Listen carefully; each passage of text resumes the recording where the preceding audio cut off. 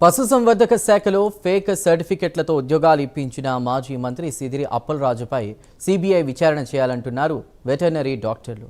తమ చదువు పూర్తయిన ఉద్యోగాల గురించి ఎవరూ పట్టించుకోవడం లేదన్నారు. గత ప్రభుత్వంలో మంత్రిగా ఉన్నటువంటి సిదిరి అప్పలరాజు ఫేక్ సర్టిఫికెట్లతో చాలా మందికి ఉద్యోగాలు ఇచ్చి తమకు అన్యాయం చేశారని ఆరోపిస్తున్నారు.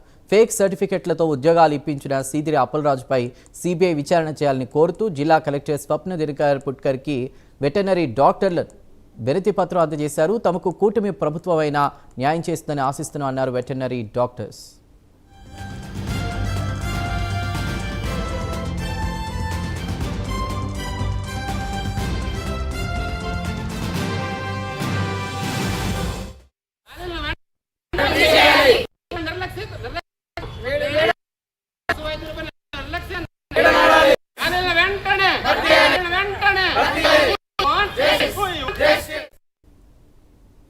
పశుసంవర్ధక శాఖలో ఫేక్ సర్టిఫికెట్లతో ఉద్యోగాలు ఇప్పించిన మాజీ మంత్రి సిదిరి అప్పలరాజుపై సిబిఐ విచారణ చేయాలంటున్నారు వెటర్నరీ డాక్టర్లు. తమ చదువు పూర్తయిన ఉద్యోగాల గురించి ఎవరూ పట్టించుకోవడం లేదని అంటున్నారు. గత ప్రభుత్వంలో మంత్రిగా ఉన్నటువంటి సిదిరి అప్పలరాజు ఫేక్ సర్టిఫికెట్లతో చాలా మందికి ఉద్యోగాలు ఇచ్చి తమకు అన్యాయం చేశారని వారు ఆరోపిస్తున్నారు.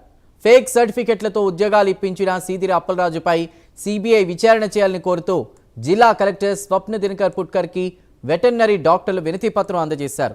ఇక తమకు కూటమి ప్రభుత్వమైన న్యాయం చేస్తుందని ఆశిస్తున్నామని అంటున్నారు వెటర్నరీ డాక్టర్లు.